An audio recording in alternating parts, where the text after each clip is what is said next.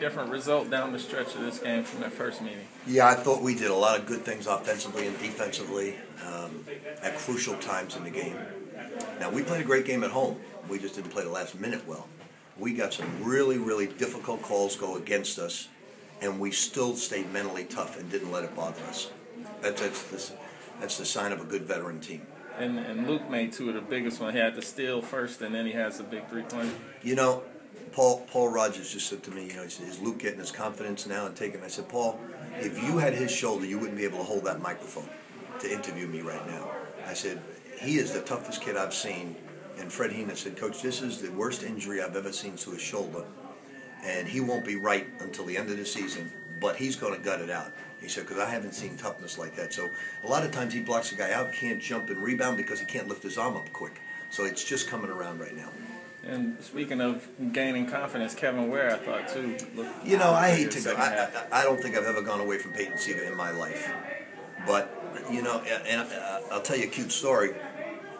There's always one team with a player that just psychologically you don't play well against. 30-some-odd years ago, or 26, 27 years ago, there was only one team that bothered Billy Donovan. And unfortunately, we had to play him in the Final Four, and that was Syracuse. It's the only team he didn't play well against. All 3 games that year, he didn't play well, and he didn't play well the year before. So it's not just Peyton Siva. You know, it's the zone can bother certain people. It bothered Billy the Kid, and it bothers Peyton. I don't like going away from him because I have so much confidence in him, but I had to in this basketball game. There were times when shots weren't going. Gorgie was facilitating quite a bit and just doing his thing. What about his game tonight? Gorgie played really well. He even had more shots, and he didn't take it. Our guys got to get out of the habit if they miss an open shot thinking they shouldn't come back and shoot it again. Wayne is the major culprit in that. I said, Wayne, keep shooting the ball, son. It didn't never bother Kyle Keurig. It shouldn't bother you. These guys can't count their misses when they're open. It certainly doesn't bother Russ Smith. What did you think last year at the Big East tournament? You called them crazy for wanting another shot at Syracuse. How simply put, how bad? Called it what? I'm sorry. I remember last year at the Big East tournament, you said your guys were crazy for wanting another shot at Syracuse. The past 3 games against these guys, I think we have formed a new rivalry as we leave.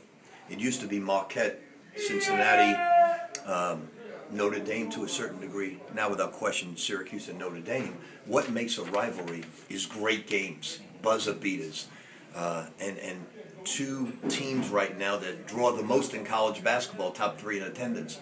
So Notre Dame and Syracuse have been a tremendous rival, and now we have to leave, and then we're going to be joining them so we can keep our rival and maybe form some new ones in the ACC.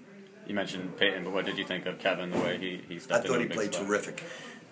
One of the things you have to do at Syracuse is you've got to keep them in ball containment. We did a great job in the first half. Second half, we let them get in the lane a little bit, and they got some shots. You expect that from a good backcourt. But we played excellent defense in the first half, and then we did some really terrific things on offense and defense in the second half as well. When we got 2 very difficult calls go against us, some teams wilt, and we didn't wilt. With Luke, you mentioned his shoulder. Was there ever a point where you thought about resting him? And is it that no, severe? Because Fred said he's got to keep scar tissue builds up if you don't keep letting him get loose. He said, but Coach, you're not going to see the real Luke Hancock until mid-February. And he told me, he gave me the exact date. He said, this is as bad an injury as I've ever seen. And you guys should speak to Fred about it because his toughness is beyond the norm. Did your suit coat survive this game? You know, I'll wait to judge looking at the film, but I thought we were getting bumped on both plays. They were fouled, and I don't think it was an offensive foul. I disagree with both calls, and I let it go. John Cowell, the other official, asked me to let it go, and I did.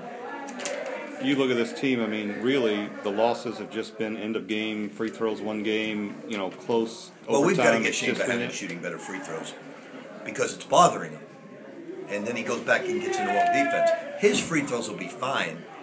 I'm not sure about Montrezl Harrell right now. I'm not going to lie to you there.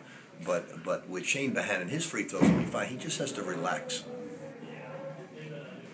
Anything else? Coach, what will this do just from a confidence perspective, too, given that you did win it in a tight game, making plays in that last Look, minute? we haven't had a bad game all year. It was a goal of ours to win 8 games. Did I think it was probable? No. Did I think it was possible? Yes. And that's our goal. We have 2 left to do that. And if we accomplish what we set out to do, then obviously we're a veteran ball club. Now we have 1 day to prepare for a team that's very difficult. They have come into our building and won before, so we've got to make sure in 1 day we take care of business and not get too happy with ourselves. I'll let the guys celebrate tonight, but come tomorrow we better be ready to hone in on Cincinnati.